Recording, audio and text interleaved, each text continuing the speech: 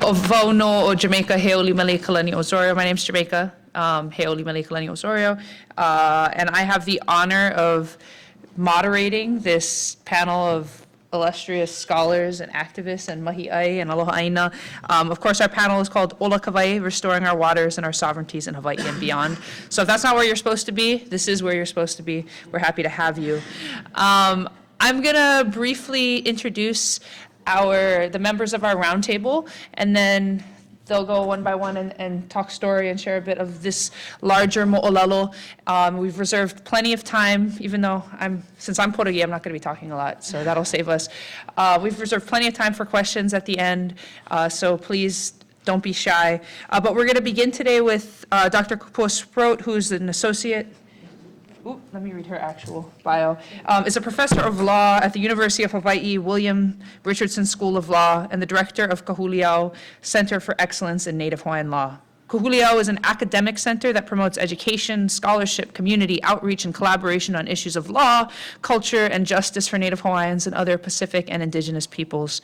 Professor Sproat directs the law school's environmental law clinic and teaches doctrinal and clinical courses in Native Hawaiian and environmental law and legal writing. Her areas of scholarship and interests include Native Hawaiian law, water law, indigenous rights, climate justice, the public trust doctrine, and natural resource protection and management. Feel free to give her a round of applause because she's badass. Immediately to her left is Uncle Charlie Rapun. He's a mahi'ai, a cultural practitioner from Waiahole, Oahu. Born and raised in Hawaii along with his brother Paul, he has been farming since 1974. And while they grow other crops and fruit trees, banana, ulu, kalo has been their staple. To the Rapuns, farming has always involved politics. The issue of urbanization was and always will be a threat to farming everywhere. For him and others, the Waiahole land struggle is a case in point. Along with that are stream diversion issues. Therefore, Uncle Charlie and his ohana were involved with the Legal Aid Society in restoring water to Waihe'e Stream, which led to his involvement in the creation of the state water code. The code meant that the water would be restored to Waiahole and Waikane streams as well. Rapun partnered to help our communities in year-long processes in front of the State Water Commission and the restoration of water in the streams. Feel free to give Uncle Charlie a round of applause for being here. And finally, we have Dr. Kamana Beamer. He's an associate still? Okay, just checking.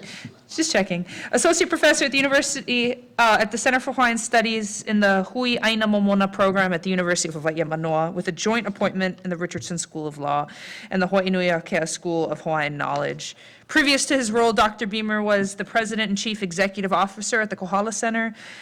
Kumu Beamer's research on governance, land tenure, and Hawaiian resource management, as well as his prior work as the director of Aina-based education at Kamehameha Schools, prepared him for his continuing service as a director of Stanford University's First Nations Futures Institute, which he just came back, I think, yesterday from, a resource management development program for indigenous leaders developed by Stanford, Kamehameha Schools, and Te Runga Nai Tahu in New Zealand.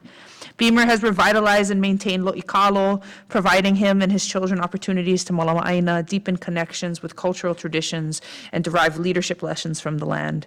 In 2013, he was nominated and confirmed to a 4-year appointment on the Hawaii State Commission of Water Resource Management and was reconfirmed in 2017 for an additional 4-year term.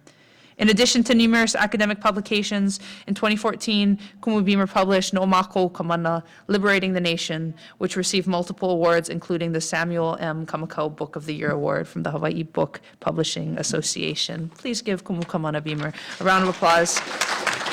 I am going to hand over the time to Dr. Kapua Sproat. Have fun.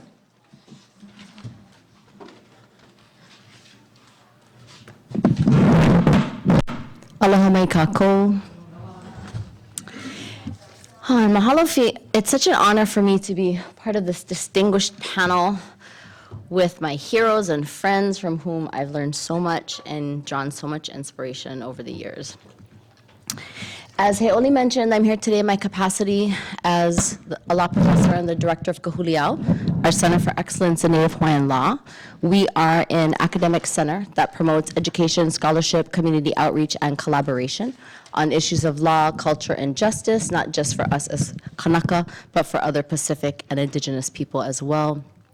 Our name, Kahuliau, literally means turning towards the light, and it embodies our educational philosophy, which is to take the very best of our Oiwi custom and tradition in pursuit of scholarship, enlightenment, and justice.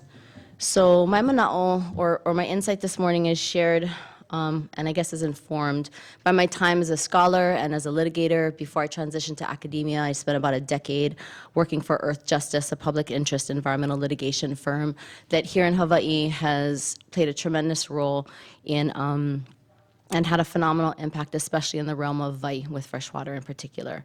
But perhaps more importantly, I think my mana'o this morning and more generally is informed by my upbringing as a Kanaka Maoli. So it reflects what I learned and continue to learn here in Kalihi, which is where my mother's ohana has been since the time of La'i mai kahiki. This is my one hanau, my birth sands, and I think the context and what I learned from being in a place with an abundance of fresh water, because Kalihi literally means kind of at the edge of the fresh water. That's really helped to inform my approach to this work as well. At heart, I'm just a simple girl from the country. I'm proud to come from a family of Maoli practitioners and fishers and farmers in particular. And my family's place-based knowledge and cultural identity really defines the work that I do today, especially my desire to awamua kuleana, or our responsibility and privilege, really, of taking care of our natural and cultural resources. I'm first up this morning because I'm designated as kind of the context gal. I'll provide some of the frames from which we'll operate, including talking a bit about the role and significance of water before the arrival of Europeans in Hawaii, talking a little bit about the current legal and cultural frameworks for water resource management today to help to frame the discussion, and what Uncle Charlie and Kamana will share, and provide a little bit of background for what Uncle Charlie will really be focusing on in his time in Waihole, Oahu. So to really understand the importance of water to us as Kanaka, you really need some insight into our worldview. There's many different perspectives on this. We could spend all of our time this morning just talking about it, but given the interest of time, this will be our 3-slide version. But I always start with the kumulipo, which for me is instructive. It's a great cosmogonic chant that traces really the birth of Kanaka, of us in Hawaii, to the beginning of time here. And although we have ties throughout Polynesia, as I think the Malama Honua voyage has really shown, the kumulipo at least explains that in the beginning there was po, or darkness, and from this darkness came life. That po gave birth to kumulipo and po'ele, and through their union, all of the natural world was created. That kumulipo and po'ele's first child was a coral polyp, which created the foundation for all life in the sea. Then, through 16 verses, all plants or animals in Hawaii, both on land and in the ocean, were born in sequential order, and there are makua that continue to guide us. Now, Po had many children, as you can imagine, to comprise all of the various aspects of the natural world, but that included Papa and Wakea, our Earth Mother and Sky Father. And after their union and all of the Hawaiian Islands were born, Wakea had a child with Ho'okukalani. Unfortunately, that baby was stillborn, but where they buried him outside of their home, a kalo plant grew from his grave. Wakea and Ho'okukalani then had a second child, the first human child here in these islands. And for me at least, and I think for many others, the kumulipo helps to illuminate the familial relationship that we have to this pai'aina, to this land, to the islands as ancestors, to kalo in particular, not just as a staple crop and that which feeds us, but as our elder sibling. And really to all of our natural and cultural resources here. And that really explains our kuleana, that responsibility and privilege to help to malama those resources for present and future generations. Now, this understanding is also reflected in our approach to resource management. In fact, aina, our word for the land, can be translated as that which feeds. And our traditional systems of resource management were intricate, they were interdependent, but our Tradition and custom really respected and reflected these practices as the law of the land, and that was indeed what governed here until that was later reduced to writing. The particulars of life throughout Hawaii totally varied by region. Where I come from, on the north shore of Kauai, things were very different than where Kamanas Ohana is from, in the uplands of Kamuela or Waimea on Hawaii Island. Our culture was and really remains very place-based and resource-specific. But I think, at least for the context of our panel today, these resources and fresh water in particular, which underlies, enables all of that, provide the foundation for our identity, for our spirituality, and for our daily survival. And in fact, in Olelo Hawaii, in our mother tongue, our word for fresh water is vai. That term twice, vai, can mean value, but it's often defined as wealth. Vai is also the root word of kanawai, which is defined as law. And to me, it's no coincidence that in small island communities in the middle of the incredibly salty Pacific Ocean, both wealth and the law were and continue to be defined by access to our freshwater resources. And of course, that makes sense when you consider the hydrologic cycle, because the bottom line is it's all connected. And of course, this is something that our ancestors understood perfectly. Hemele no Kāne, an ancient song from the island of Kauai, explains this in poetic detail, right? Ai ihea kauaia Kāne, where are the waters of Kāne, the waters of life?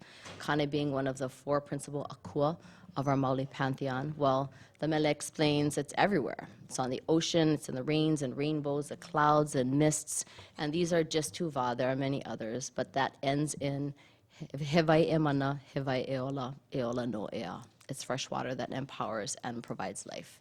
And indeed it did and continues to today. Fresh water was in many ways the foundation of life, as you see in this one depiction, because things were different in different places, but our free-flowing streams were often the center of our communities. In the upper reaches of the stream, that provided drinking water as water flowed from Maku to Makai. That was critical to support kalo cultivation, both because that was our staple food, but also because that was our elder sibling, and it enabled us to malamaina. Maintaining water from Mauka to Makai throughout the reach of the stream, which really sounds like common sense and is, but is not done in many places in Hawaii. That's critical to recharge our groundwater aquifers or our underwater drinking water supplies. I mean, today, our groundwater supplies provide the principal source of drinking water for Hawaii's most populated communities. Having this connection to Mauka to Makai was also critical to support our native stream animals, which are amphibious, kind of the opposite of salmon, which are anadromous. But this connection helps to support productive estuaries and fisheries in our rivers and streams, and also in the nearshore marine areas.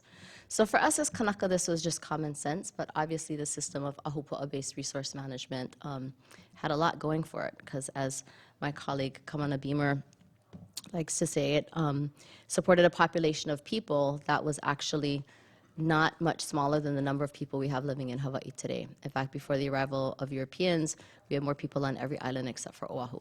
But at that time, we were completely self-sufficient. So, and given this vital role of fresh water in our Maoli communities, kanawai, or the law, literally developed around the management of our freshwater resources. As I mentioned, kanawai can be defined as relating to water.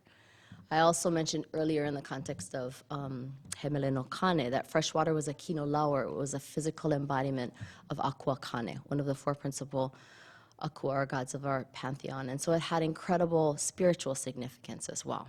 That spiritual significance, when combined with the fact that water cannot be, or it can today, but then at least was very difficult to reduce to physical ownership. It was a resource that was managed for present and future generations, not commodified for public profit.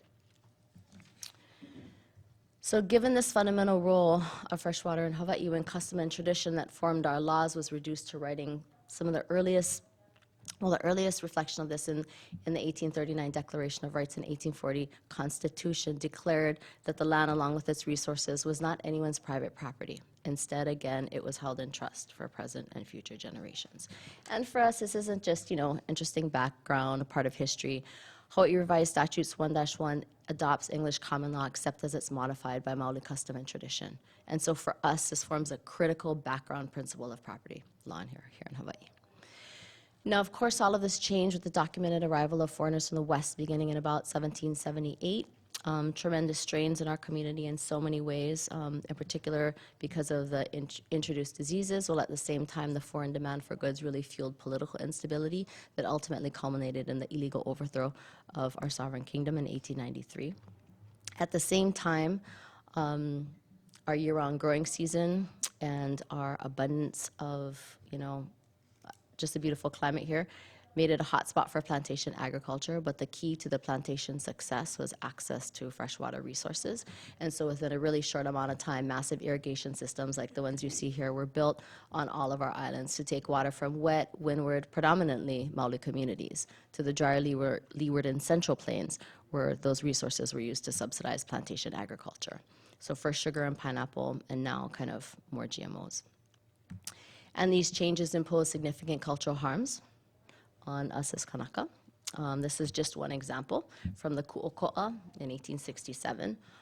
This is one case, but these issues continue. Letters flooded the newspapers throughout the 1800s and beyond, documenting the tremendous impact of stream diversions on our Maoli communities.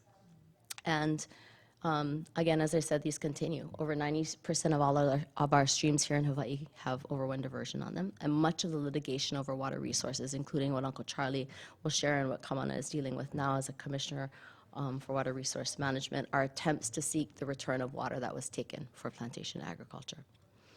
I should note that throughout this time, water was commodified, right? So although the law of the land was one way, the way that was interpreted, especially by judges, was different. So there was a divergence in how that was done. Now, much of this culminated in the Democratic Revolution of 1954. There are whole classes taught on this. We don't have, we could spend our whole panel talking about it. One silver lining, if you will, is that with quote-unquote statehood, judges, like the namesake of our law school, Chief Justice William S. Richardson, were appointed locally, as opposed to being appointed from D.C.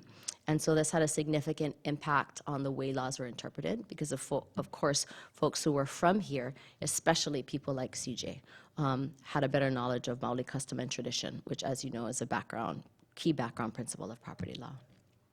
Now, one classic example is the Mcbride versus Robinson case, or actually series of cases that originated on the island of Kauai. And I don't pick Kauai examples just because I'm from Kauai, but we do have a lot of examples there.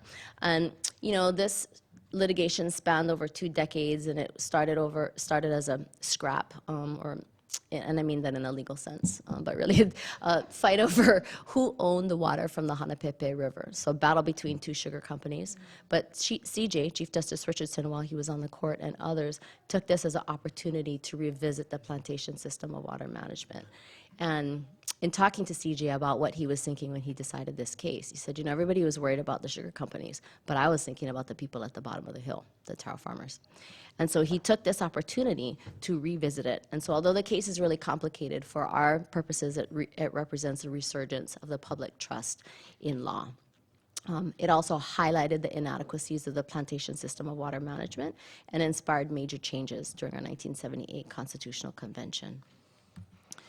So during the CONCON, there were sweeping changes in a whole number of areas. Most relevant to our panel discussion today, changes were made to protect and preserve traditional and customary Native Hawaiian rights and practices. It also established a framework for water resource management in Hawaii today.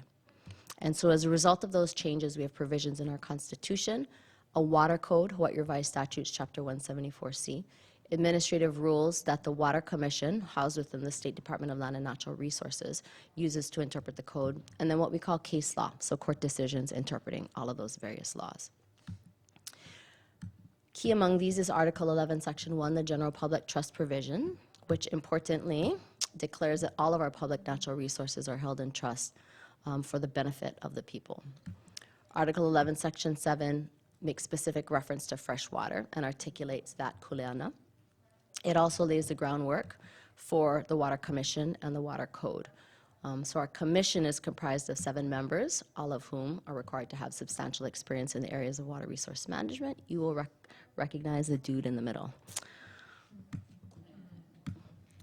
So those 2 provisions, Article 11, Section 1 and Article 11, Section 7 that I just mentioned, in 2000, when the Hawaii Supreme Court for the first time looked at all of these laws together and said, okay, so that's a black letter law, but what does it really mean? They looked at those two provisions and said, okay, well, it adopts the public trust as a fundamental principle of constitutional law in Hawaii.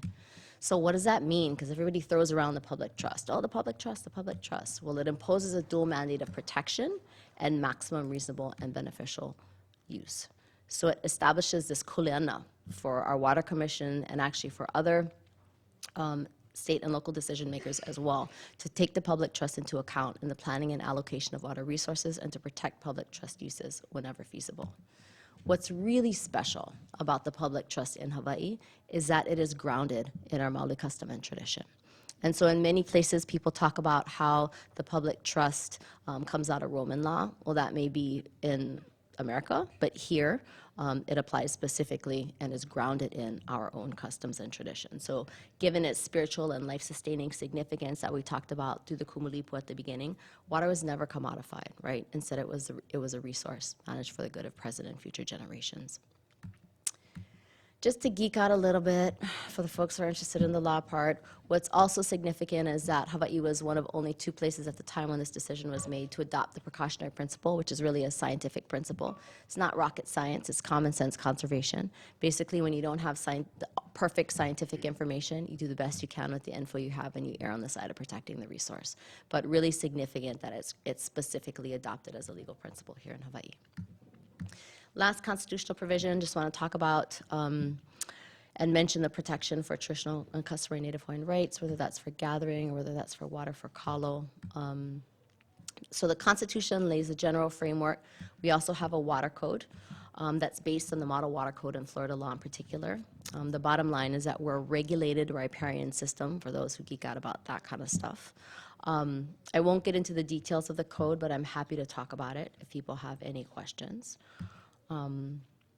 What I do want to mention is that, so we have all of these laws, great. There was a gargantuan effort to put all of that in place, both with the constitutional provisions and with the water code. And Uncle Charlie had a tremendous role in doing both of those, both at the con level, and then also he was one of the key people who helped to craft and write what we have as the water code today. And it's a really, Waihole, what he'll be talking about next, is really an excellent case example of ole kawai, and how, water really has been life.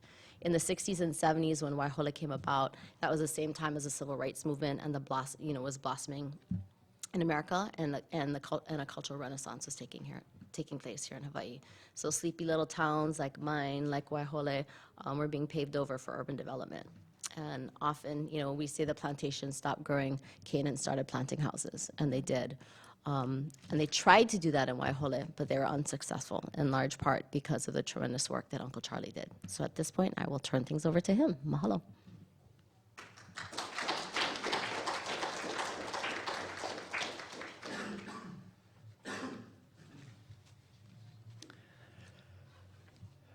Okay, I'm going to approach this. Kapua's gone through all of the history and all the different things that happened and all of that. I'm going to approach it from a little bit more personal level. When I started farming, my brother Paul and I came back from college, and we started farming in 1974, I think it was. We wanted to get away from politics and public issues and all those kinds of things. So we were just going to farm the land. And my dad was a doctor, and he knew back then the Kaneohe, Kalu, Waihole area was really country. So he was like one of 2 doctors of the whole area, so he knew everybody, and everybody knew him, knew our family, and so we were really connected to the community that way. And he had a patient who let us use a part of his farmland. So we wanted to grow kalo there, and so in order to get the huli, there was next door to where our farm was in Ka'alaia was Waihee Valley, and this woman there gave us the huli to plant our kalo. So we planted it, but there was hardly any water coming down that Ka'alaia stream. And in fact, we had a siphon that we were using to get the water out of the stream, and we'd have to restart the siphon all the time. But anyway, because there was hardly any water, that first kalo that came out was pretty much bad, was all rotten. So this woman in Waihe'e, she let us use some of her land. She said, okay, you can come farm, because she was growing kalo there. So she let us use a couple of her loʻi. So we got one ready to plant, and then we were going to run the water in, but there was almost no water in the stream. And we're like, what's up with that? And the woman that we were getting the land from, Rachel Hall, she was carrying water. There was no water in Hawai. She was carrying water in buckets from the stream to wash the kalo, pulling the kalo totally dry. And so that's when we found out that the Board of Water Supply had drilled a well up at the base of the waterfall in the back of the valley and totally dried up the waterfall. And so we said, what are you guys doing? You guys dried up the waterfall. They said, oh, no, we didn't do anything. We just drilled a hole in the mountain. And so because the woman, Rachel Hall, was a landowner, there's no way she could afford a lawyer. It was going to be too expensive. But my brother and I, Paul and I, we weren't landowners or anything like that, so we qualified for legal aid. So legal aid took our case. And that was kind of the start of the water issue. And in that case, we could only argue what they call riparian rights and appurtenant rights. So riparian rights are anybody who lives along the side of the stream has the right to use water from that stream. And then the appurtenant rights are rights of a kalo patch to be able to use water. And so that's all we couldn't argue any of the environmental issues, because what the Board of Water Supply had done when they drilled that well is they filed what's called a negative environmental declaration, which means a one-sentence thing in the newspaper that says there will be no impact, environmental impact from this well drilling. And if you miss it, if you don't see that within, I forget how many days, 180 days or something like that, then you can't argue any of the environmental issues. Couldn't argue any of that. So that meant we were really limited in the scope of what we could deal with as far as our water rights. And that kind of led to, that was like, then the Con happened, and all of this Waihe'e water case, which is getting a lot of publicity. So now the state said there had to be a water code. And that took a long time to actually get it passed, because the state didn't really want to do that either. But in the meantime, in Waihoʻi Valley, we had ended up getting a piece of land in Waihoʻi Valley. And the land use fight in Waihoʻi Valley started in, what was that, 76, I think? Or a little earlier maybe. So what happened there was, and that's related to water too, because this one guy had bought almost all of the land in Waihoʻi Valley, not because he wanted the land. He didn't care about the land. He wanted the water rights. He wanted those Kuleana water rights. He wanted that water so that he could, build the tunnel and take that water to the other side of the island for growing sugarcane. And he had done this acquisition in like 1915 or something like that, where he was acquiring all this water and starting to build the tunnel and all of that. And then his heirs didn't want Waihoʻi Valley anymore. So they sold the development rights to a developer who was going to build thousands of homes in the valley. And all of the people living in the valley was mostly farmers growing all kinds of different things, including some kalo farmers who were using whatever water was left. And with one road into the valley, just one access to the valley, it meant that the valley was really capable of getting organized. And this was like the second big land use fight that happened in Hawaii. So the people in that valley said, no, we're not leaving. And they started a huge land use fight. And at the same time, the water code was starting to happen. That was the request, the Constitutional Convention, and the calling for a water code. And so the two things were kind of going together. And we started, because the water code allowed us to, once that water code, which took 10 years to finally get passed, once it finally got passed, that meant that everyone who was using water in the state now had to register their water use. They now had to apply for a permit to use water.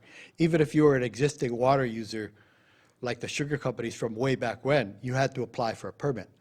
And whenever you apply for a permit, someone can object to that permit. And so when they applied for a permit, we objected, people in the valley, in Waiahole Valley, objected to them getting a permit, which meant that you could now argue all of the different issues that had to do with water, including all of the environmental issues. So now we could argue not only the effect on the users of that water for growing kalo, but we could also argue for the effect of not having that water there on in-stream species of fish, all of that kind of stuff. And key to all of this was being able to argue that that fresh water going into the ocean was super important for our whole estuarine systems.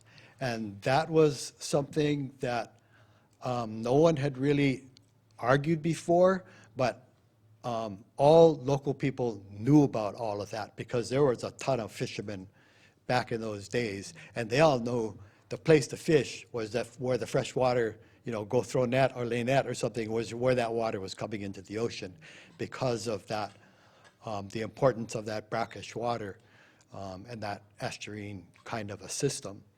And the state, they tried to argue that that fresh water going into the ocean was not important. In fact, one of their people actually made the argument that the whole system had gotten used to not having fresh water go into the ocean, so therefore everything was fine.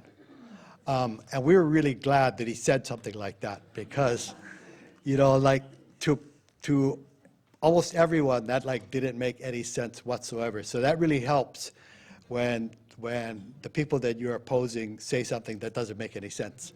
So you want that to happen. And a lot of that water case, that water issue, was a matter of education. So early on, we did a march, but then we abandoned the idea of doing a march. And what we decided to do was go to as many community organizations as we could, especially like neighborhood boards had been formed back then. And so we went to all these neighborhood boards and we presented the issue to them. And we talked about the importance of that fresh water going into the ocean. And that was something that everybody could relate to because there's so many, that's one thing that's unique about all the Hawaiian Islands is that all that fresh water going into the oceans and the number of, that's where they put all of the fish ponds was where that water was going into the ocean. So there were 400 some ponds, I think, all around the islands. And so when we talked about that, the importance of fresh water going into the ocean, everyone could relate to that. They go, oh yeah, of course, that makes total sense. So that made it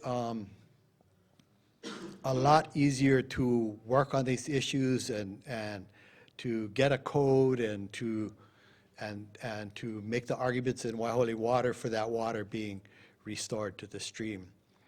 And the main opposition to all of that, especially for Waiahole, was the sugar companies.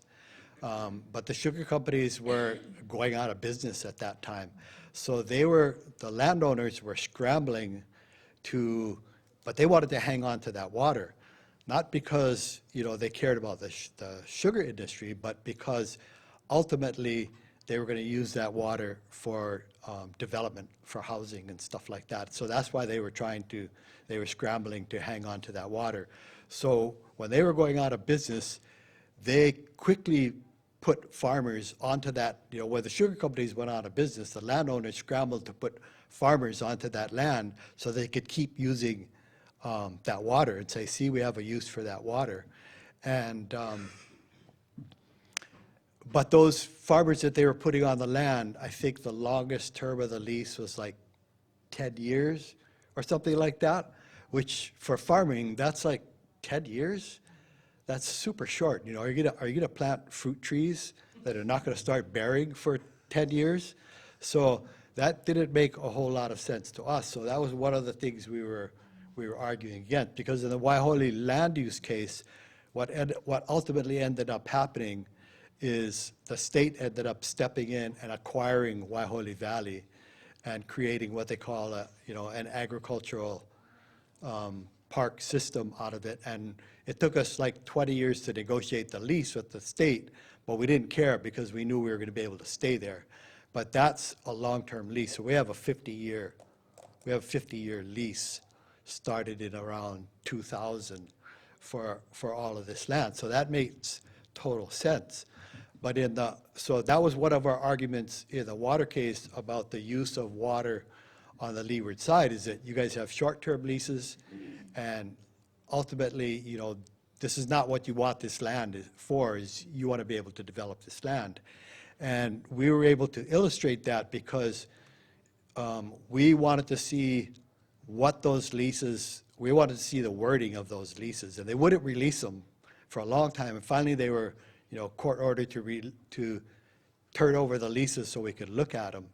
And when we looked at those leases, sure enough, there was a clause in the lease that said that if the landowner decided to develop the land, then the farmers who were on that land, not only did they have to get off of that land, but they had to actually testify in favor of the landowner, saying that this was good for the land, and they wanted this to happen. So when we were able to get that and put that out there, then that really helped as far as public opinion understanding what was going on. Because what Hawaii's economy had done is it had shifted away from sugar, which was, from an ethnic standpoint, you could say it was good, because our ethnicity in Hawaii just, with all the laborers that they brought in, the Japanese, the Chinese, the Filipinos, all kinds of different people, that made us have a really ethnically diverse population, which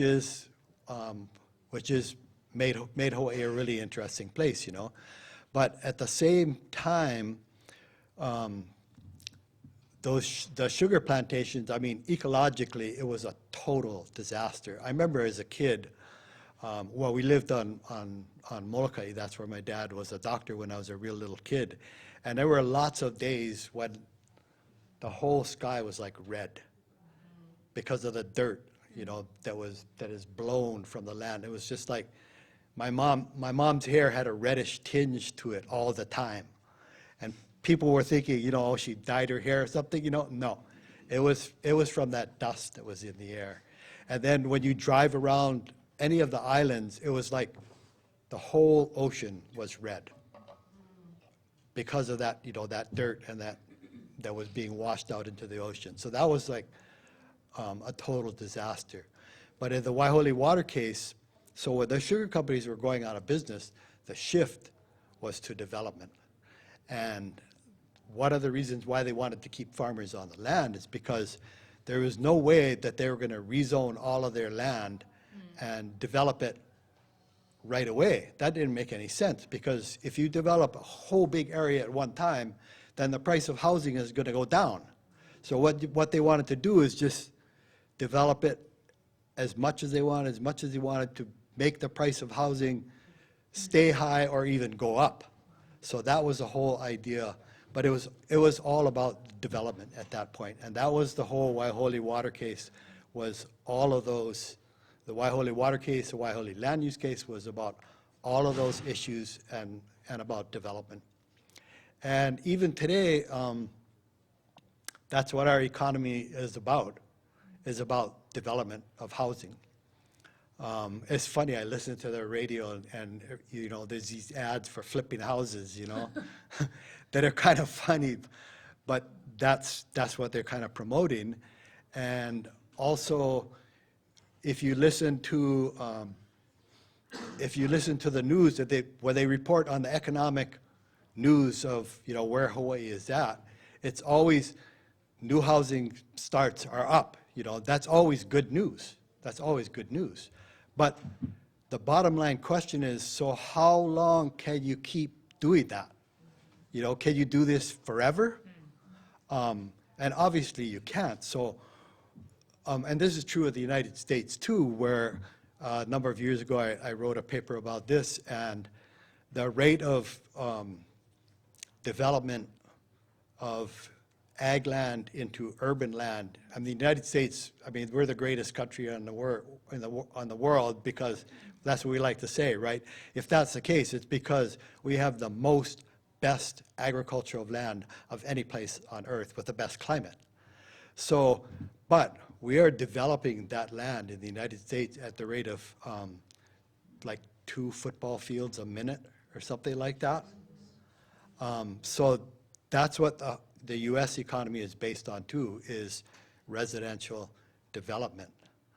And so that was, those were the issues that we were talking about in the water fight and the land use fight, and those are still the issues today, are all of those development kinds of issues.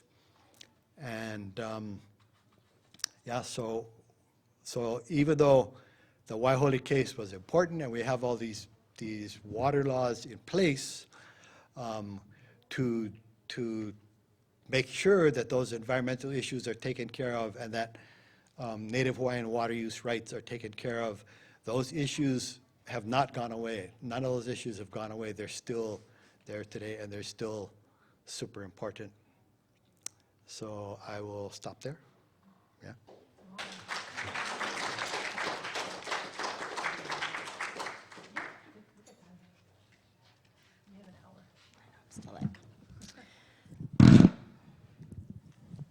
So I think Uncle Charlie gave a great firsthand account of what happened on the ground and in the community, and how this was a tremendous example of organizing and really law, for me, laws and activism strategy.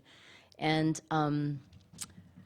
Waiahole was also the site of course, the development issues, the second major fight after Kalama Valley, but also the huge battle over the water diverted by the Waiahole Ditch that Uncle Charlie mentioned earlier. It was emblematic in many ways. It was the first case of its kind where community groups, small family farmers, Native Hawaiians, and our friends really came together to take on the richest and most powerful interests in Hawaii at that time, and we won. And so I think it's a brilliant strategy that has continued to move forward in many ways, as Uncle Charlie mentioned. So both because of the Rapoons and their ohana, the Hos, many other people in the valley, but it was really the people that made the movement so powerful. I referenced in the earlier portion of my presentation the Waiahole decision. So as this case came forward, it was first litigated at the administrative agency level before the Commission on Water Resource Management. It went up to the Hawaii Supreme Court. I referenced this decision. And it was really a sweeping ruling with respect to the public trust and Native Hawaiian rights. And it really paved the way for the application of the public trust in a host of other areas far beyond water. So very quickly, especially for folks who might have come in, what is this public trust over water? Well, it applies to all of our water resources. In some places, they make distinctions between ground and surface water resources, but here we recognize our integrated systems and how they are one. It articulated and identified a handful of what we call public trust purposes. So resource protection, traditional and customary Native Hawaiian rights and practices, appurtenant rights, which Uncle Charlie also referenced earlier. Those are rights that appertain or attach to land that was in cultivation at the time of the mahele. Certainly applies to land that was in cultivation for kalo, but it really could be any kind of crop or even domestic use. And then individual household needs, or what they define as domestic water. A later case, the Waiahole case, the Molokaʻi, added reservations for the Department of Hawaiian Homelands. But these 5 trust purposes have priority. There's a presumption in favor of them. They're assumed to be the default condition, and the burden is on people who want to take the water. Since water is held in common for everyone, if you want to take it for your private commercial gain, then these 5 uses have priority, and other people have the burden of justifying their uses. Lots of important lessons from Waiahole. I'm not going to go through all of this. I just want to mention the process mandate. In Waiahole, it was really more about how a decision was made and less about the what. So it really articulated this kuleana fiduciary duty, really, on the part of decision makers to take the initiative in considering, protecting, and advancing public rights in the resource at every stage of the planning and decision-making process. So because our decision makers, like Kamana, our trustees, their kuleana has to go beyond the financial bottom line. And so it's not just about what's going to be best for business. The constitutional foundation, as I talked about in the beginning of my presentation, is also really critical. And here the court actually tied that to the inherent attribute of sovereignty, which now is held by the state, but that's not something that could be legislatively abdicated. They also acknowledge that this was, these provisions were self-executing. So these are foundational principles because of their constitutional foundation. There's also a heightened standard of review. So the public trust has been really important for community groups, like Uncle Charlie just shared, in really helping to dispel this air of deference. So in law, and especially in administrative law, the agencies like the Commission on Water Resource Management or the Board of Land and Natural Resources, they're like, we're the agency, we know, we got all the scientists, we know the law.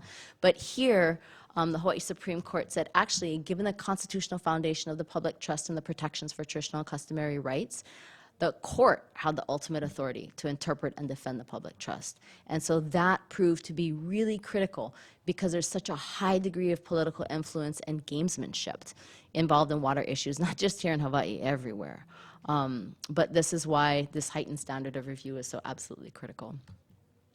But I think even more importantly than that, beyond the legal rulings, the public trust has really supported Native Hawaiian interests in ways that really transcend the law. It's become a way of thinking, a pure statement of societal vision, a frame really that people invoke when we're talking about resource management and how to move forward. And this has been critical because these water issues are incredibly contested. And so these enduring public rights in the resources can help to counterbalance the political forces, especially for groups that would otherwise be totally outgunned politically and financially. And so the concept itself has really helped to galvanize community members to really take ownership. It's like, oh yeah, it's my water resources. I have kuleana over what happens to them. And has really inspired action, as Uncle Charlie has mentioned, throughout our archipelago, really across the Pai'aina, from Molokai to Maui, Hawaii, Kauai, and beyond. And so really quickly, I just wanted to mention some of that and kind of how that's played out.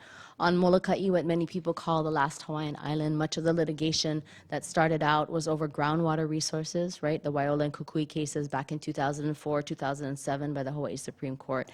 There, Native Hawaiians banded together with the Office of Hawaiian Affairs and actually the Department of Hawaiian Homelands, which is an entity, both of those entities kind of agencies that are charged with improving conditions for Kanaka in different contexts. But here, the Hawaii Supreme Court recognized the importance of water flowing into our nearshore marine areas as being critical to support traditional and customary Native Hawaiian rights and practices. And Uncle Charlie and I both already talked about this, right? You need that infusion of fresh water going into our Mulivai area in order to have things like limu that we want to pick so we can eat it, to cultivate fish, and a whole host of things in the nearshore marine area.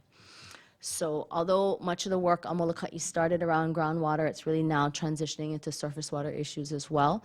Just this summer, our Justice partnered with Molokai no Kaheke, a community group that's taking action to restore their mountain streams, which have also been diverted for plantation agriculture. The same happened on Waiʻeha in central Maui. There I've been working with a community for, the last 15 years or so, that were actually inspired by what Uncle Charlie folks did in Waiahole. Literally, after that decision came out by the Hawaii Supreme Court, people called us at our Justice Center like, help us, we want to do that too. How can we kind of retain and get control over our resources once again? And so this has been a critical issue, emblematic, similar to what happened in Waiahole, where the sugar companies closed one by one, and then they spun off a water company, and were basically selling water for development. Because on Maui, they don't have the same groundwater resources that we have here on Oahu. And so, 2 extended administrative trials up to the Hawaii Supreme Court, but now, at least since 2014, these streams flow once again from the mountain to the ocean, and it's been a huge issue. Some folks might have seen coverage in the newspaper this week because there's a lot of discussion about the fish kills and what happened in Waiʻeha as a result of mismanagement and the installation of a fish ladder. But the main point is, happening on Molokai, happening in Nawaiʻeha, also happening in East Maui. So here it's been the same as well, where actually the community groups were so successful in wielding the law as a tool to kind of level the playing field that they had significant pushback at the legislature. So they brought a series of lawsuits to return water to the stream, to challenge Alexander and Baldwin, kind of one of the legacy plantation interests, in their taking of water. That was a significant amount, like 140 million gallons a day. So about the same amount that the whole island of Oahu uses. One company was diverting from Hawaiian communities for different purposes. And so we saw action in the legislature in 2016. We saw that again in 2019. I think in many ways this case represents a continued influence of the legacy plantation barons on lawmakers, both in the legal system as far as the courts, but also at the legislature.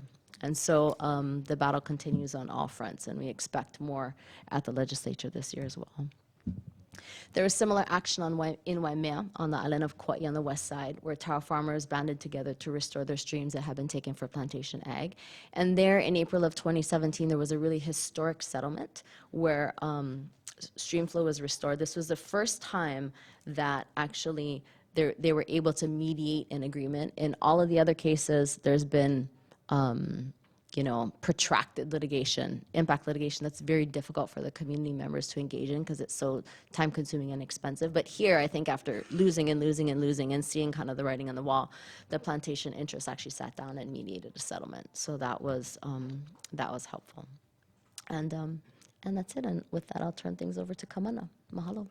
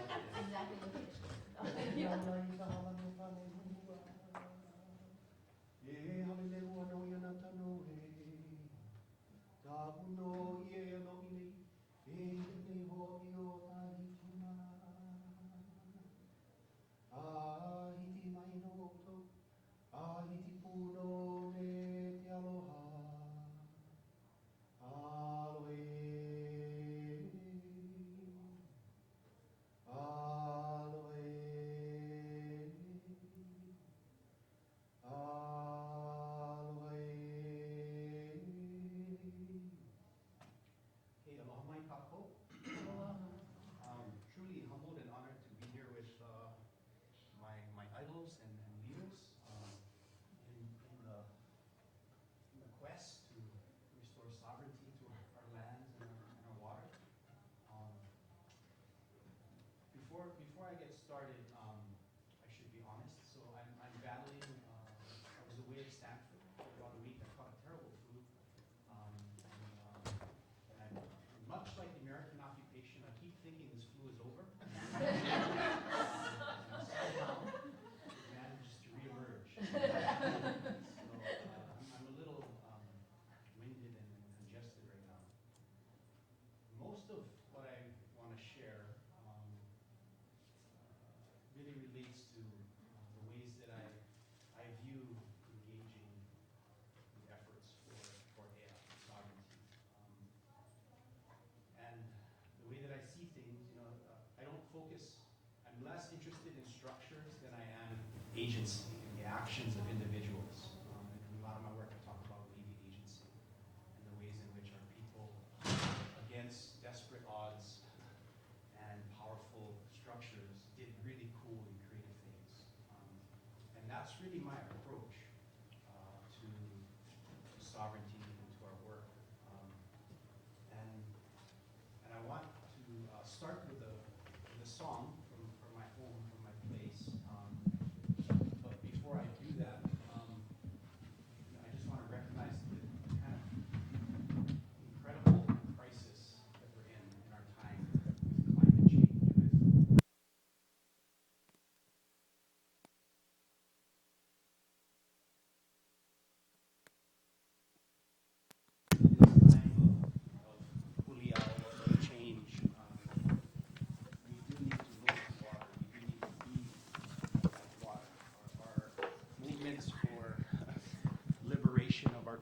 need to be fluid, like systems of Hawaii, and we have to remember and build off of, and as much as we use the law and our analytical minds and reason and fearlessness, assertion of who we are, we have to connect to the spirit of water and who we are as a people, and not and that has to be built off of for us to guide our movements. And so I want to start with a song about water from my place. And I didn't write this song. This isn't even a Beamer family song. This is a song, I know. This was written by another idol of mine, Dr. Larry Kimura. And it's a beautiful song, and it compares, where I come from in Waimea, on the slopes of Mauna Kea. We're about 3,000 feet up. And every morning, what happens is there's this tremendous dew that's spread all across our landscape.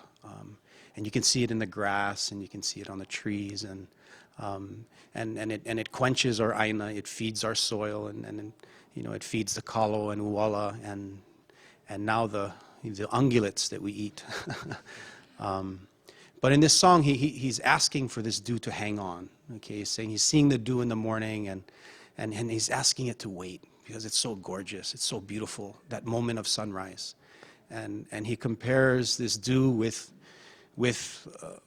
a love, that maybe changes form and changes shape and leaves too soon and too early.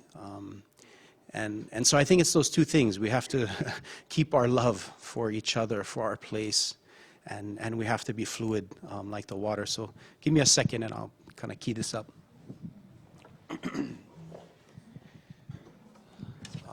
Yeah, sure.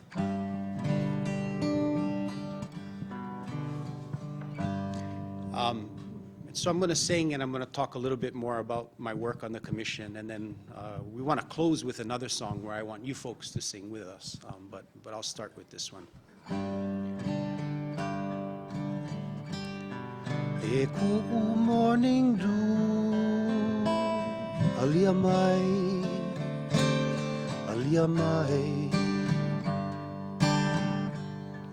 maliu mai oe. Kau e hea nei, e kali mai oe, ia'u nei,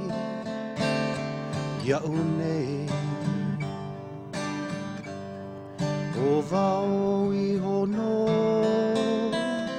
me ke aloha. Vehe mai ke a laula, o liko, ne lihau. E ho'ohelo ana, I me ia, papalina, I uka o mana, I ka iu. Uhi vai, ma leila no ka ua, e pili mawai. E ku'u morning dew, alia mai,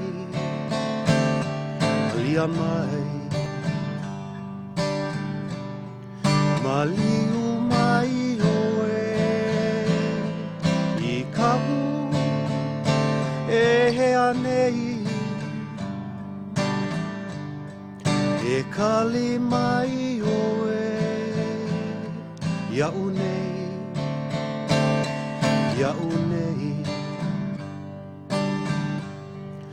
o wao I hono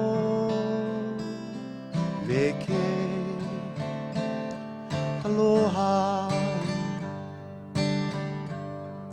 O wao I hono me ke aloha.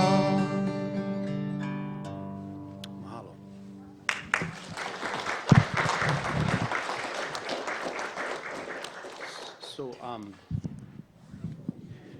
as I had mentioned, my approach is to, and this is my approach in the way that I view our history, the way that our ancestors maintain themselves and their identity over time, is that we're all faced with these incredibly complex, icky, ugly structures that surround us all the time.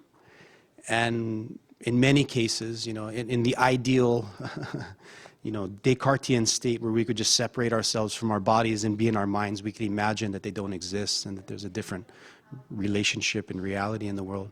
But the truth is, in our bodies, we feel these structures all the time. But our people do these super creative and incredible things in engaging these structures. And the stories that I tell and my approach to teaching and research and activism is to focus on that creativity and the ways that we do things in structures that I think perhaps the evil makers of them didn't intend them to operate in that way, in that fashion. And so we can think about the Hawaiian Kingdom, for instance, complex Anglo-European construction in some instances. But the way that Oiwi engaged and created and built off existing indigenous structures created something, I would argue, new and different. The agents of Dr. Kapua Sproats, of Uncle Charlie Rapoon, Uncle Calvin Ho, Uncle Walter Riddy, people that engage these really complex struggles and structures and sacrifice themselves and their bodies, right? And make them do things that they would never otherwise do if not for their brilliance, right? And so our approach is, I think, in restoring Hawaii and our connection to waters, we're restoring the dignity and abundance and sovereignty of our people. And part of that complexity is, I'm an author who helped to comprise, an understanding of the occupation of Hawaiian Islands, right, of our people. And at the same moment, I'm a commissioner on the State Water Resource Management Commission for the state of Hawaii. It's super bizarre. It's really complicated. And the reality is those fights for sovereignty, yes, they have to take place in The Hague. In some instances, it's good to have theoretical works and books on sovereignty written from the continent and other places. And then there's the bodies that exercise and try to maintain who we are as a people here in Hawaii and get attacked by powerful structures because you're challenging A and B. And our children, get ridiculed because their dad is fighting for Mauna Kea, right? Those are the real battles and struggles that we face every day, that we have to rise above. And we have to be fluid. So it cannot just be one approach. It cannot just be, I go support you, Anu, and do your thing, and then it's all going to be restored, Or it cannot be, no, I'm going to fight for this one issue and this one ahupua'a. It has to be yes and. It has to be all of the above, all of our approaches when we think about sovereignty.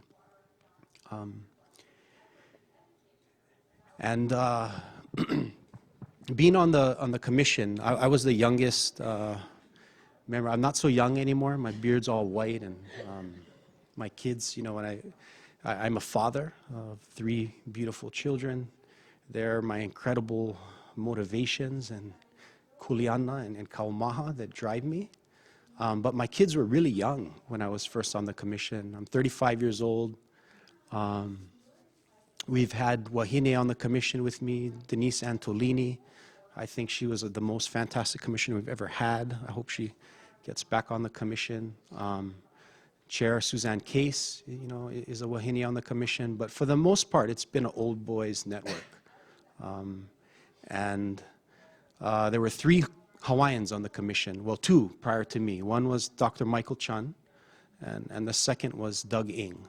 And then there's myself. And in the last 3 years, we've had a second Hawaiian commissioner who's Neil Hannes.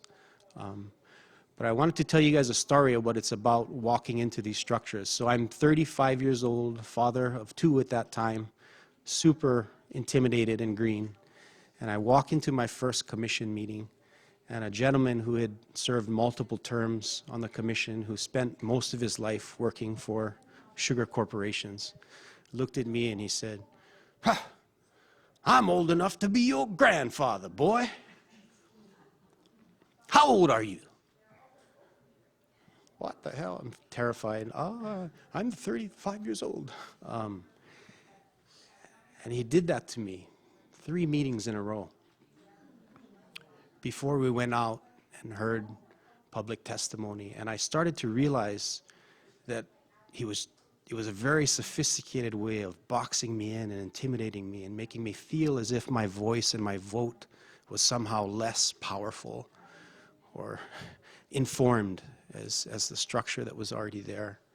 And so at the 3rd meeting, because I'm not that smart and it takes me some time, when he said that, you know, I said, "No, you're not my grandfather.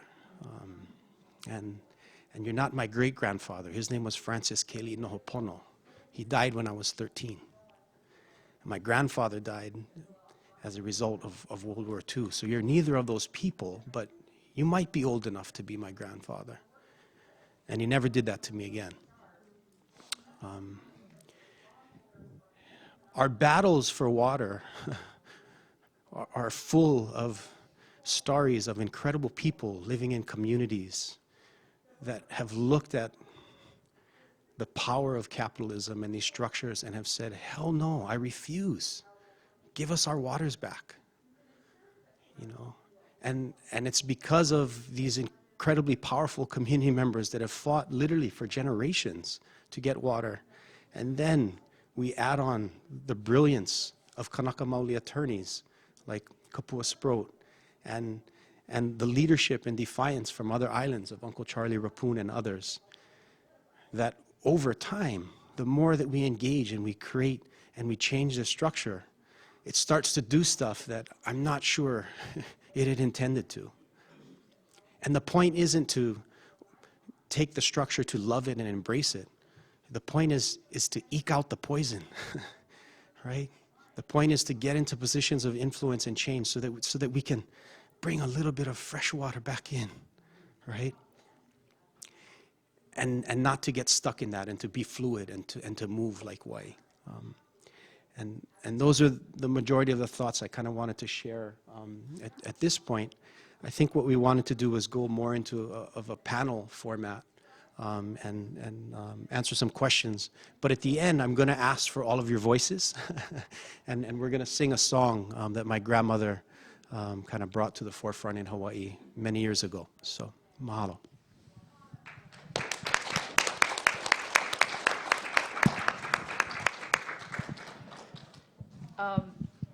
So I have a few questions prepared, but I wanted to open it up to folks in the room first. If anyone wanted to engage with our brilliant panel of storytellers. Yeah.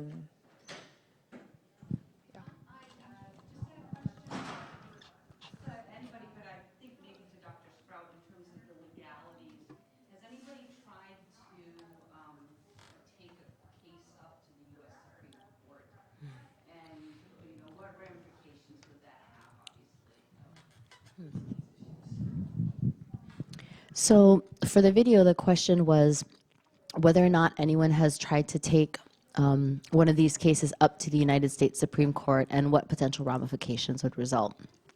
So there have been many efforts actually to take cases like this up to the Hawaii Supreme Court, mostly by people who did not support the water law that we have in Hawaii today. And so in my initial presentation, I mentioned the Mcbride versus Robinson case that was decided initially by the Hawaii Supreme Court in 1973. And in that case, it was a battle between two sugar companies over who owned the water flowing in the Hanapepe River on the island of Kauai. But the Hawaii Supreme Court and Justice Abe and Chief Justice Richardson really took the opportunity to revisit the entire scheme of water resource management, and in doing so, really elevated the public trust doctrine once again. It had always been part of the books. It's a core part of Hawaiian custom and tradition, but it had basically been ignored by judges who were appointed by the President of the United States and who, parachuted in here from America. And so even though our indigenous custom and tradition said one thing, that was, and not just our custom and tradition, but actually the laws on the books, that was just ignored by the decision makers who were in power. And so what happened in Mcbride was that CJ basically reached back and re-embraced what was always the law and was slapped with takings claims. For people who are not familiar with that, basically, legally, the sugar plantation said, oh, that's our water, and you're taking it away from us because you've redefined things, and so you have to pay us for it, and we're appealing. And so it actually was really unique because, as I also mentioned earlier, water is a background principle of property law, and property law is defined by jurisdiction, by area. And here in Hawaii, we incorporate not just, in the current iteration, we incorporate not just the laws of the state of Hawaii, but explicitly incorporate Hawaiian custom and tradition and the laws and precedent of the Hawaiian kingdom. And so things are different. And despite CJ was a brilliant man, and despite that amazing decision and ruling, there was an effort to remove the case, and a direct action was filed in the federal court system here, which was appealed to the Ninth Circuit Court of Appeals, and then eventually went all the way up, but cert was denied, so it was not decided. And from my perspective, that's a good thing, because things should be decided. I mean, water, as we've heard so eloquently from both Kamana and Uncle Charlie today, it's an inherently local issue that needs to be managed, by a hupua. Yes, we currently have a commission that's statewide, but it's not something that should be dictated from DC or elsewhere. So there have been attempts to take it up. They have not been successful. I expect there have been continuing threats to do that because Hawaii water law is very well developed in a wide number of areas. But there was also attempts to push, because actually the Mcbride versus Robinson case was on appeal when the constitutional amendments were passed in 1978, and also when the water code was passed in 1987, 10 years later. So now, because we have a comprehensive management system here, I think it would be very difficult for a conscientious Supreme Court to even revisit that issue, because it's such a local issue. But we'll see what happens.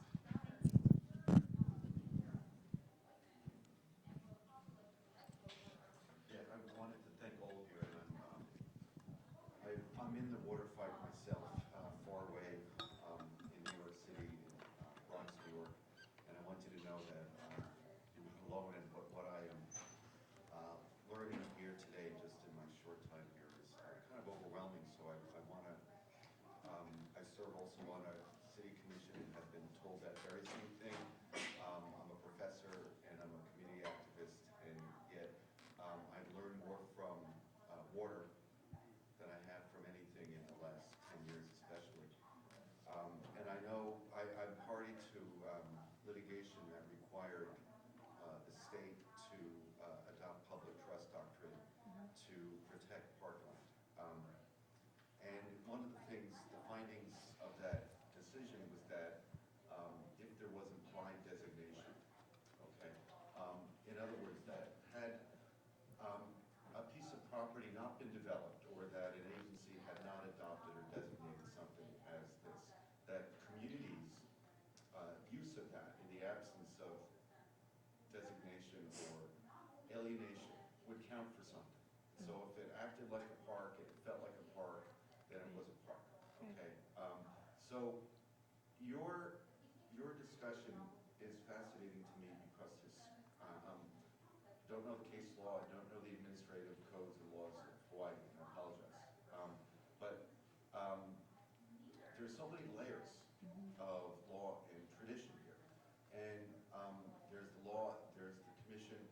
then there's community customs and that aren't always taken as rights, okay, as you're saying. So I wanted to ask you about what you've been able to successfully put together as community-born concepts of rights that are part of oral history, part of art, part of tradition, part of history. And it's important in every community, and I'm here to learn from how you've been able to mobilize those as legal arguments, because it's essential that I think everyone in American studies knows some of the impact over the decades that humanities-based disciplines have had on public policy.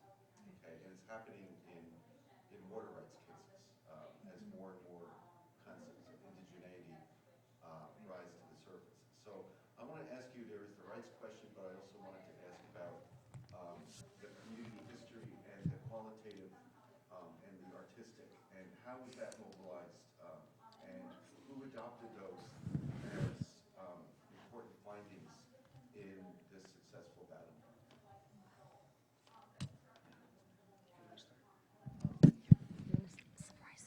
Sure. So in terms of codifying a collective set of rights and relationships to water, what is sort of, as Kapua had expressed, was unique about Hawaii and public trust doctrine in Hawaii is that it's really built off of our earlier indigenous structure and system.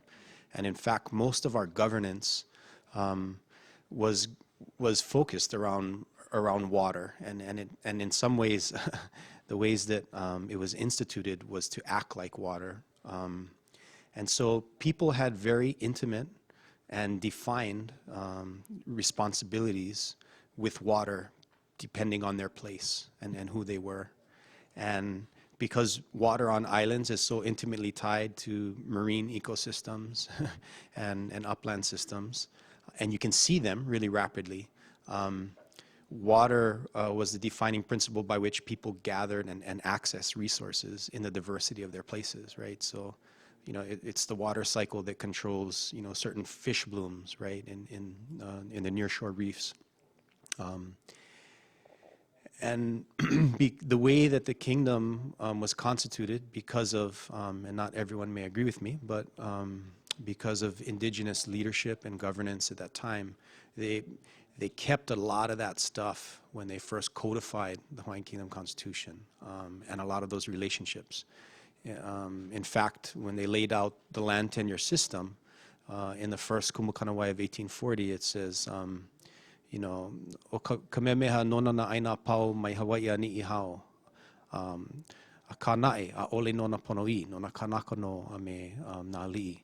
So, you know, in forming this constitution, they say everything is owned by, you know, the king that unified the islands was sort of one conception. But it says, but in truth, it wasn't just his, right? It was also owned by the people and the leadership, the chiefs in common at that time. And by doing that, they were codifying this earlier system and structure where people had very distinct rights to resources and to water systems. And over time, even in the kingdom, much of that gets codified. And this is part of the reason why taro farmers, even today, in the midst of the occupation and all the challenges that we face, and not just challenges, but I mean the systemic attempts to obliterate us as a people, we're still able to draw upon these principles that come out of Hawaiian Kingdom law to restore streams today. And you know, I'm in my second term. I'm going to term out in about a year and a half or a year. But we've restored more streams in the history of the commission in the last 7 years than we have at all. And all of it is because of earlier practice and principle and brilliant leadership like Kapua and Uncle Charlie, and also because of, you know, these earlier customs that were codified. And I have some understanding of them to be able to articulate to my fellow commissioners and show them why it's so important that we make the shift now. So. I just wanted to add, like New York, I read a little bit about the water system there is incredible, and really complex. And a lot of it has to do with education. It's like how many people in New York City know exactly where their water is coming from. I think that's a huge part of it is like you don't live in this one small place and everything comes from there. Everything's, that's a public trust issue as well. Where does this water for New York City coming from, and what is happening in the place where it's coming from? So that's one thing about the about the water is that it connects people in very disparate places who think they have nothing to do with each other whatsoever, but they actually have this connection through the water. So I think that that would be like education in schools. It would be a really important part of education in schools is where do all of these resources that are keeping you alive, where are they coming from? And what does what you are doing affect those resources? And in Hawaiian system, where you had all these Hawai and all these loʻi are all connected to each other, but there's not like one person's thing, So they had to develop, and no doubt they had tons of conflicts too, and that's why they developed such a complex system of, okay, you're getting the water from this time to this time, and then this person is getting the water from this time to this time, So they had to develop, I'm sure because of conflict, a pretty complex system to take care of all of that and make sure that basically everyone had something to eat, which is what water comes down to, is the bottom line. Is this what keeps you alive? So I think that that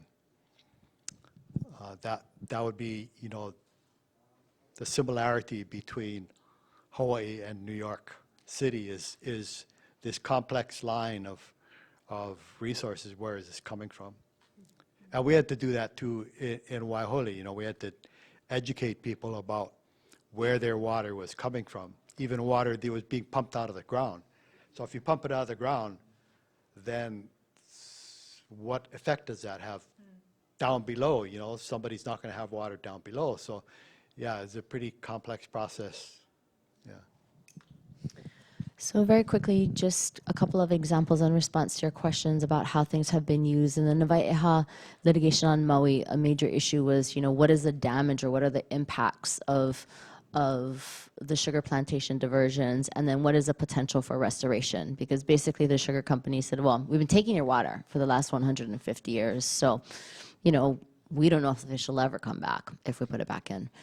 And what we were able to document, because here in Hawaii, we had such a rich oral tradition and a rich written tradition and tons of Hawaiian language newspapers, and people wrote about everything that was happening in their aina, the wind names, and so we were able to work with Dr. Kavika Tengan, who is at the University of Hawaii at Manoa, and he went through archives in many different places, Hawaiian language newspapers, and was able to go back and document, including the excerpt that I showed you folks earlier, letters in the newspaper documenting the impacts of stream restoration and stream diversions in the mid-1800s. Because sometimes in many other places it would be difficult to say, what was the harm in 1850 or what was the harm in 1867? But here we were able to demonstrate both that as well as a potential for restoration. And so that was very significant. And so our Hawaiian language archives are a treasure trove of information and resources that really, I think, hold the key to the future. I mean, we're talking about this in the context of water, but now we are on the front lines of global climate change. People in Tokelau, there are other people further along in the front lines, but we're feeling it too here in Hawaii. And I actually think that being in a place for millennia has its benefits. When you know the names of the winds and the rains and everything else and how the systems are supposed to work, we can use that knowledge to help, hopefully, enable us to stay in this place. And I think other people should also look to indigenous knowledge in their own communities to be able to inform a way forward. Mahalo.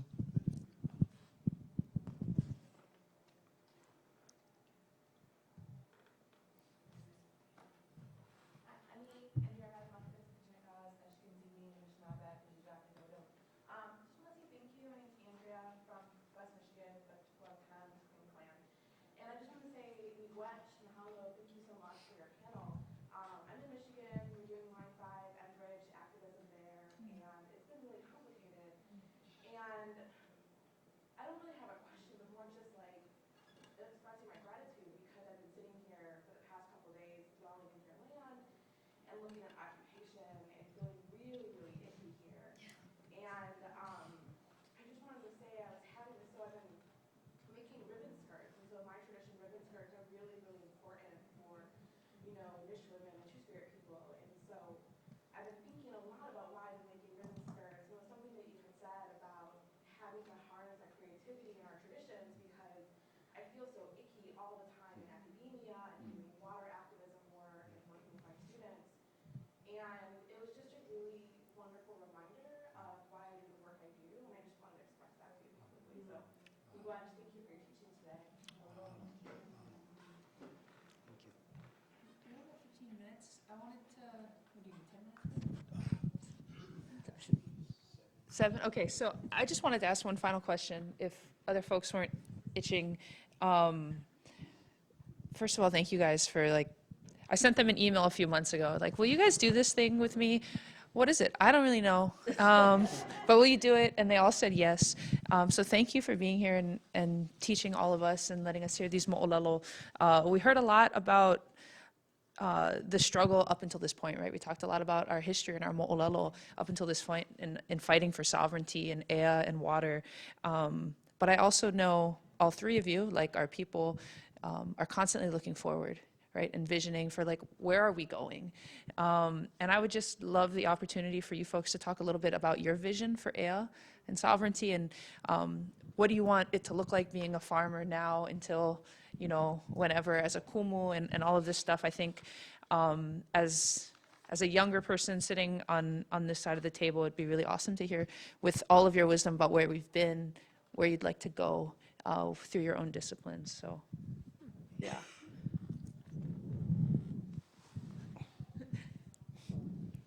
You want to start?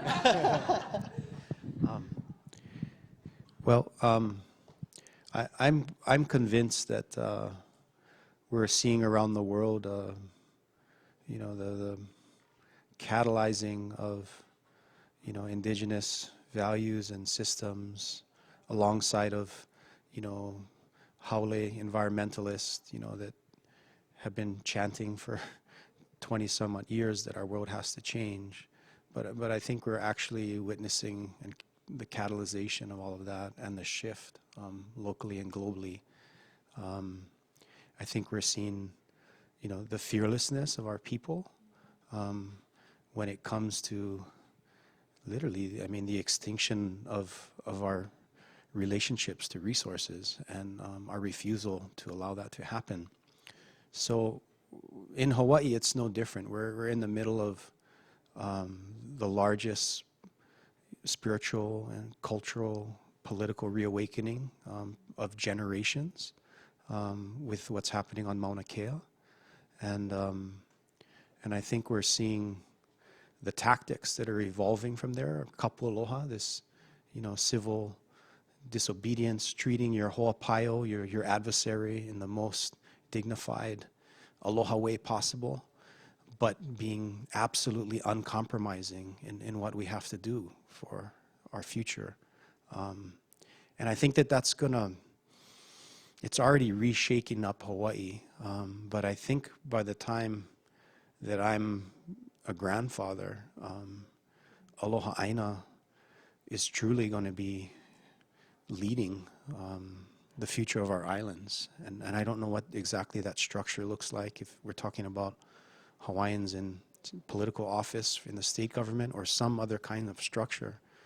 But but yeah, I'm convinced that we're in the middle of that. And we're creating relationships outside with international entities. I've been doing work in Germany, linking aloha aina with circular economies and some of the work that's happening in the EU, and super hopeful about the process of circular economies across Europe and China, and eventually perhaps even within the United States. Yeah, so those are some of the things on my mind.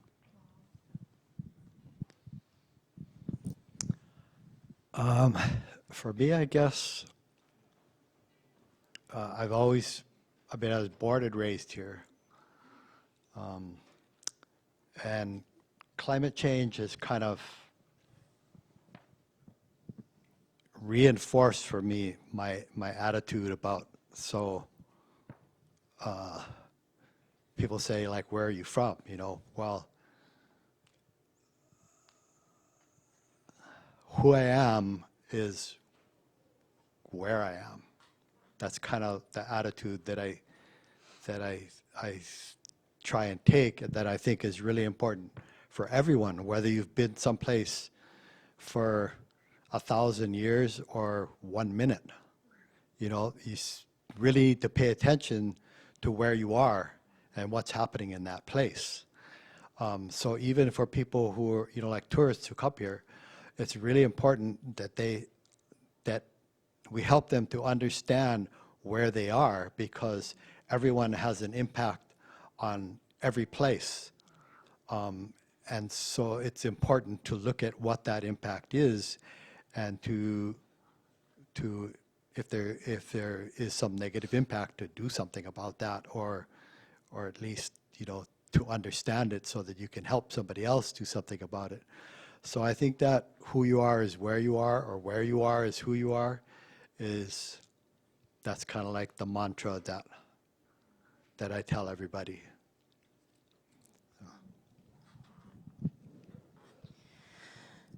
So my old age, I'm becoming quite a curmudgeon.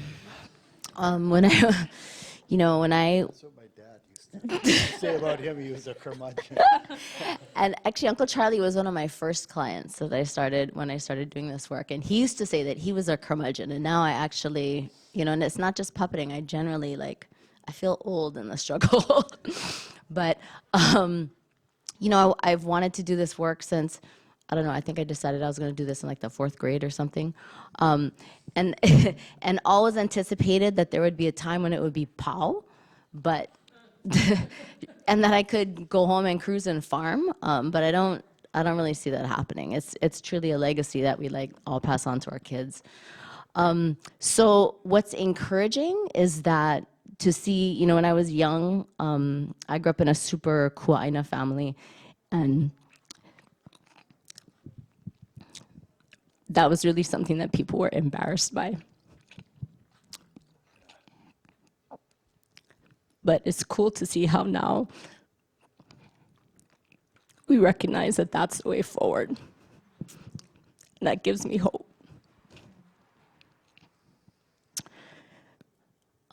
So what do I think? But I mean, that's kind of, it's cool that we're seeing the value of indigenous knowledge and practices, not in a patronizing way, but in a real and genuine way. And it's nice to see the resurgence of aloha aina and really knowledge of culture and place in a really deep and meaningful way. So even though I'm a bit of a curmudgeon as far as, I'm not waiting for, I'm not hopeful that the United States or Trump or even some global arena is gonna save us or recognize our inherent sovereignty, but we're not waiting for that. So much is happening on the ground right now in Mauna Kea, on Molokai, on Kauai, that we're not just gonna be fine, we'll be good. So, yeah.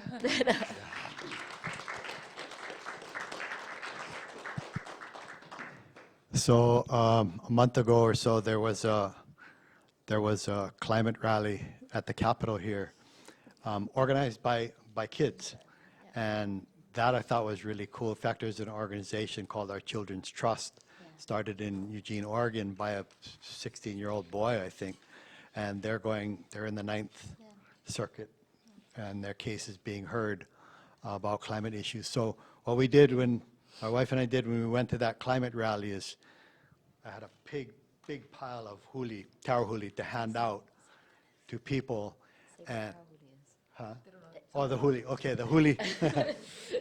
We don't have a picture of a plant here, yeah? So it's the stalk of part of the plant. You cut off the leaves, you cut it off from the corm, and that's what you put back in the ground, and it's going to grow and be a plant again. So we ask kids on our farm a lot of time, how old is this kalo? And they go, 6 months, a year, and then we say no, and then one of them will say 50 years. We go no, and they go, and eventually they'll get up to thousands of years old for however long it's been planted. So because of that's the way that it's cultivated, it's a really interesting plant in how old it is, because you're going over and over and over and over going the same, the actual same plant. So that's really cool.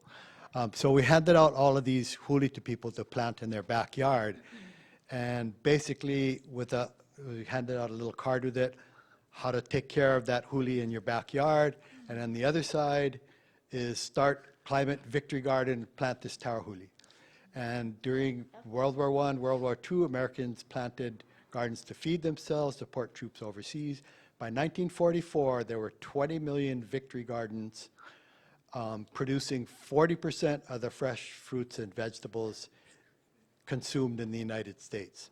So that was a huge thing.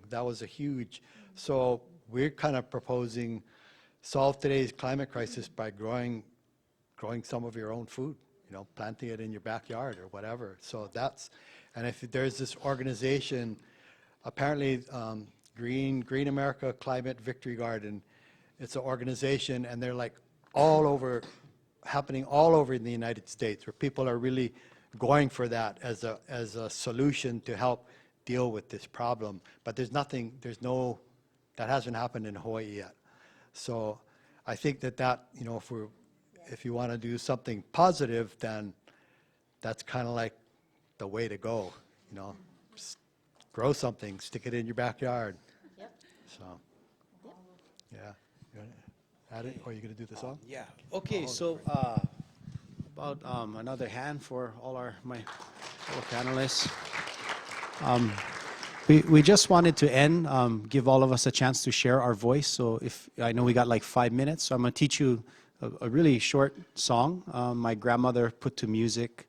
And her whole thing was about the next generation and about Keiki. And man, she didn't die a financially wealthy woman, but she was loved. And a lot of that love was the time that she spent in schools all around Hawaii. So this particular song she put together to tell this story about this relationship between the forest and this little tiny snail called a kahuli.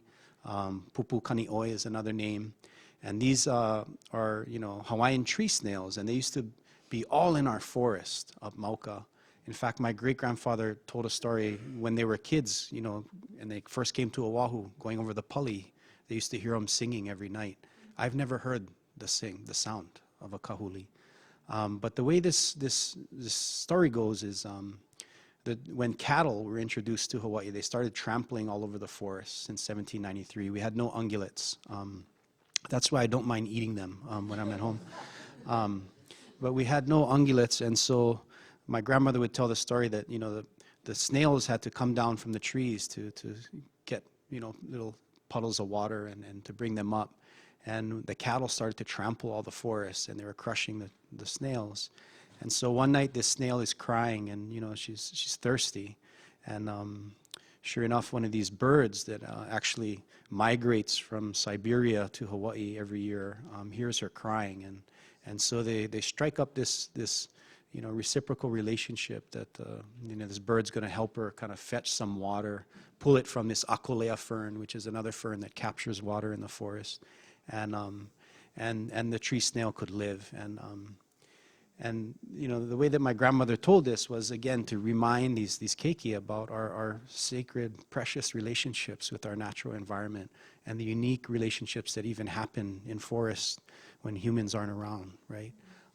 So it's real easy to sing, and the other part of it is kahuli also means a drastic change. So kahuli is a shift, is a change, and so I think as we are changing as a global and local society, we do need to shift and fetch the water. We need to be like water, right? And ki'i the wai. So here, can you hold this on? Yeah. So it's real easy. So maybe I'll sing the first line. It goes, kahuli aku. Can everyone try that? Kahuli aku. Perfect, okay. Then it just goes, kahuli mai. Let's try that. Kahuli mai. Okay, two together. Kahuli aku. Kahuli mai. Perfect. Okay, similar melody. Kahuli le ula le akolea. Let's try that. Kahuli le ula le akolea. Okay, try the whole thing. Kahuli aku, kahuli mai, kahuli le ula le akolea. Then there's just one change. Kolea, kolea, ki kawai. So let's try that. Kolea, kolea, ki kawai. Vai a kolea, vai a kolea. Then I was a little kid and I would do this little buzz and she threw it into her song. It goes, zoo, zoo, zoo, zoo, zoo, zoo. It's supposed to be the tree snail. Okay, let's try it all the way together one time. Okay, ready?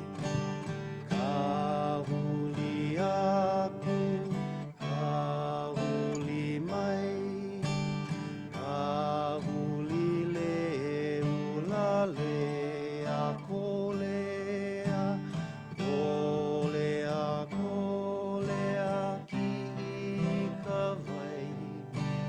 Vai a kolea, vai a kolea. A buzz. Zoo, zoo, zoo, zoo, zoo, zoo. Zoo, zoo, zoo, zoo, zoo, zoo. Okay, mahalo for sharing your voices and hearts. Hanaho, hanaho. Okay, hanaho. One thing I've learned is always listen to Kapua Sprout. So let's do it all together one last time. Okay. Kahuli aku, kahuli mai, kahuli le ula le akolea, kolea, kolea, ki kawai, vai a kolea, vai a kolea, zuzu. Zoo, zoo, zoo, zoo, zoo, zoo. Zoo, zoo, zoo, zoo, zoo. Mahalo nui. Thank you. Oh, is that the new one? Wide angle? It's a nice. You know that your grandma taught me that song when I was in You and about 1,000 other children. No,